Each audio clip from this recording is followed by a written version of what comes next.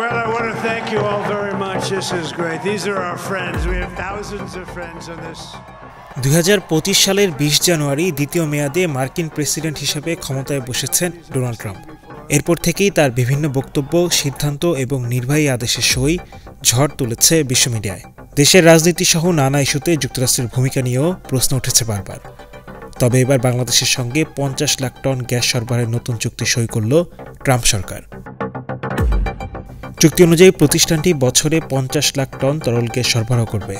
বিষয়টি নিশ্চিত করেছেন বাংলাদেশ বিনিয়োগ উন্নয়ন কর্তৃপক্ষের চেয়ারম্যান আশিক চৌধুরী। রাষ্ট্রীয় মালিকানাধীন কোম্পানি পেট্রোবাংলার কাছে এই গ্যাস সরবরাহ করবে প্রতিষ্ঠানটি।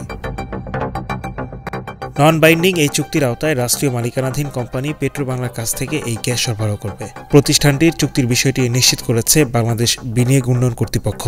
এছাড়া মার্কিন কোম্পানি আর্জেন্ট এলএনজিও এক বিবৃতিতে এই তথ্য জানিয়েছে, যেটি নিয়ে খবর প্রকাশ করেছে রয়টার্স।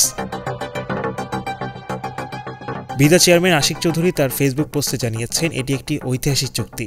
এই চুক্তি শুধুমাত্র বাংলাদেশের শিল্পে ক্রমবর্ধমান নির্ভরযোগ্য জ্বালানি সরবরাহ নিশ্চিত করে না, বরং মার্কিন যুক্তরাষ্ট্রের সঙ্গে আমাদের কৌশলগত অংশীদারিত্বকে আরও শক্তিশালী করবে।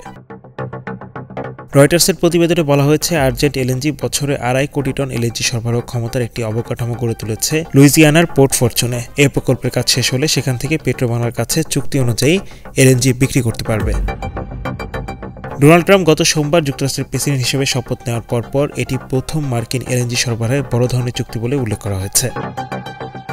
ক্ষমতায় আসার পরপরই ডোনাল্ড ট্রাম্প মার্কিন যুক্তরাষ্ট্রের সঙ্গে মুক্ত বাণিজ্য চুক্তি নেই এমন দেশগুলোতে তরলীকৃত গ্যাস রপ্তানির লাইসেন্সের উপর জ্বালানি বিভাগের যে স্থগিতাদেশ তা বাতিলের নির্বাহী আদেশ দেন। ইউএস এনার্জি ইনফরমেশন এজেন্সির তথ্য অনুসারে যুক্তরাষ্ট্র ইতিমধ্যে বিশ্বের বৃহত্তম এলএনজি রপ্তানিকারক দেশ। অন্যদিকে বাংলাদেশ জ্বালানি চাহিদা শীর্ষমেয়াদী সমাধান করছে, পাশাপাশি এলএনজি ব্যবহার বাড়ানোরও চেষ্টা করে যাচ্ছে। তবে 2022 সালে ইউক্রেন রাশিয়া যুদ্ধের কারণে এলএনজির দাম বেড়ে যাওয়ায় সস্তা কয়লাভিত্তিক জ্বালানির দিকে ঝুঁকে পড়েছে Bangladesh. Hello Bangla news desk.